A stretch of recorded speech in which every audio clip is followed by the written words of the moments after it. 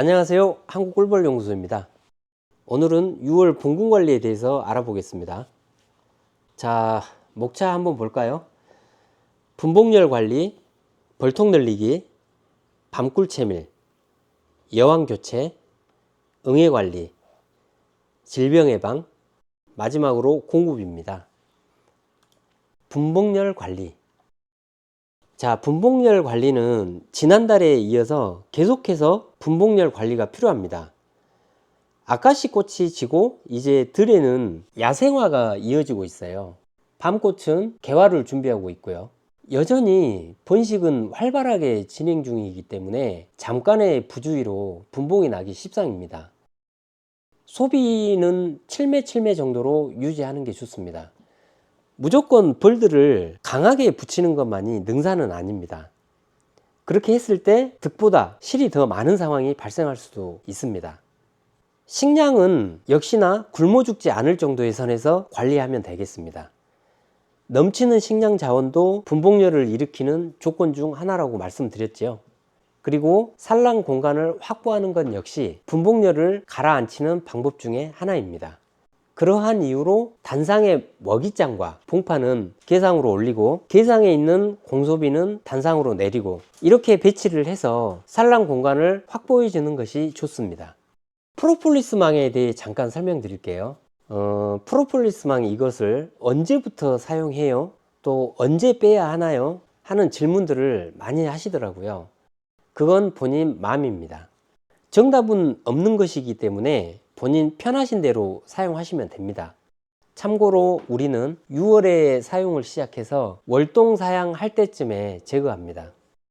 프로폴리스 생산이 본격적으로 이루어지는 시기는 보통 6월부터 8월 사이거든요.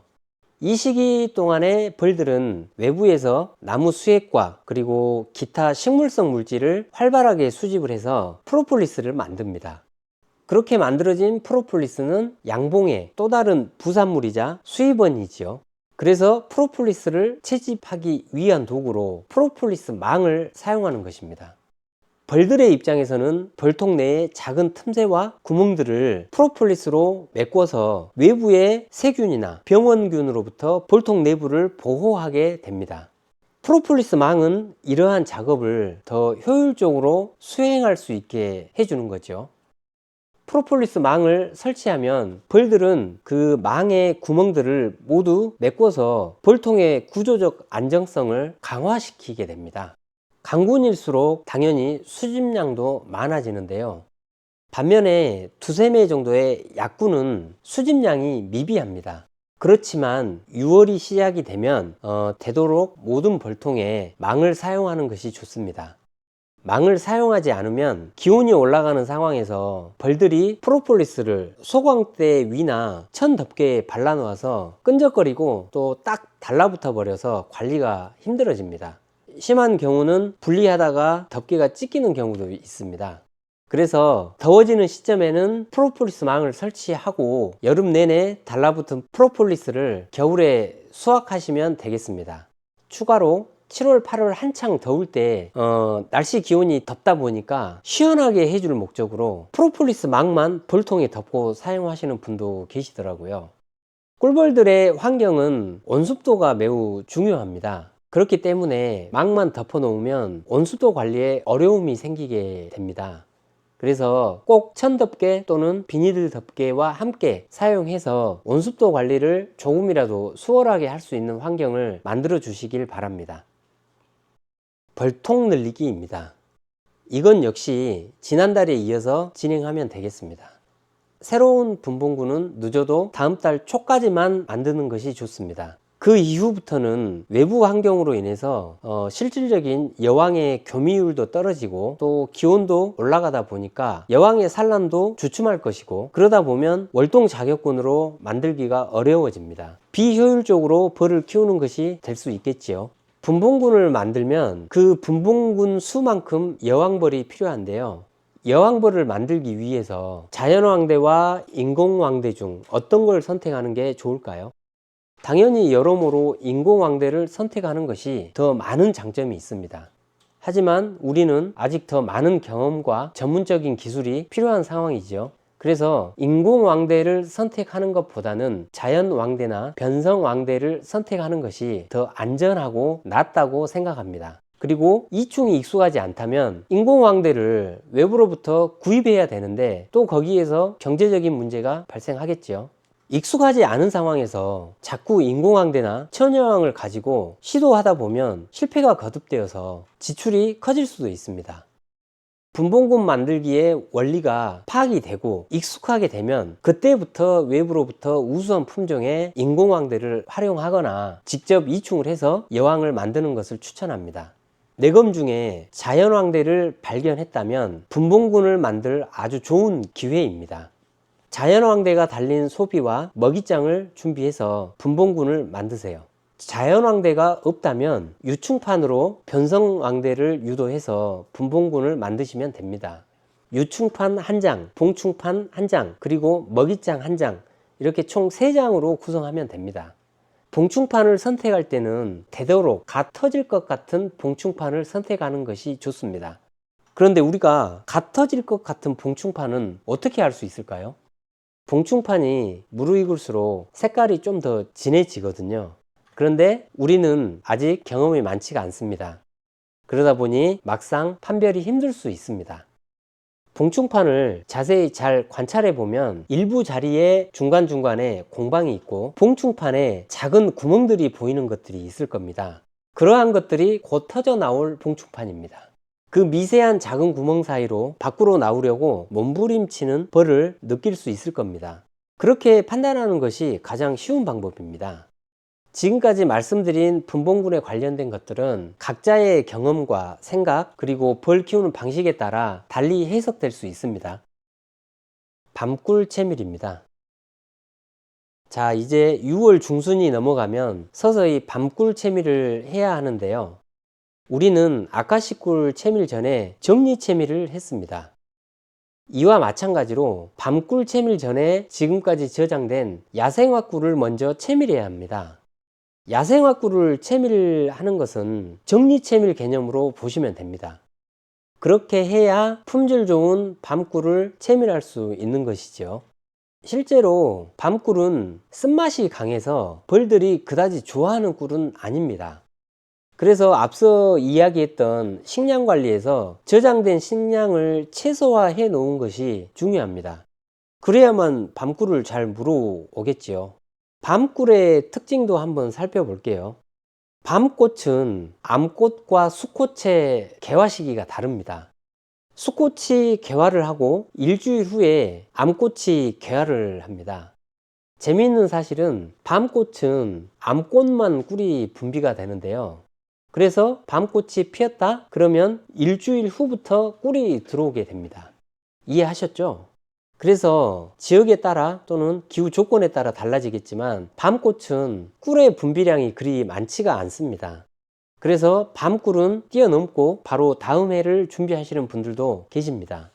또 밤꿀은 수분 함량이 아카시 꿀에 비해 높습니다. 수분 함량이 높기 때문에 상대적으로 꿀이 덜 농축된 느낌을 줄 수도 있습니다. 보통 밤꿀의 수분 함량은 19% 정도 나오더라고요. 밤꿀 채밀은 늦어도 6월 말까지는 끝내고 응애 관리에 들어가면 좋겠습니다. 여왕 교체입니다. 요즘 양분 기술은 대부분 계산 관리로 꿀을 따고 벌통을 유지하고 있기 때문에 예전보다 훨씬 산란을 더 많이 받는 상황입니다. 그래서 1년마다 여왕 교체 주기를 잡으면 되겠습니다. 새로운 여왕을 만들기 위한 방법은 여러 가지가 있는데요. 되도록이면 현재의 자원을 활용하는 것이 좋겠습니다. 앞서 벌통 늘리기에서 이야기한 대로 자연왕대 또는 변성왕대를 유도해서 진행하면 됩니다. 이것은 성공률에도 영향을 미칠 수 있습니다. 자, 그럼 기존 벌통의 여왕을 교체하는 방법을 말씀드릴게요.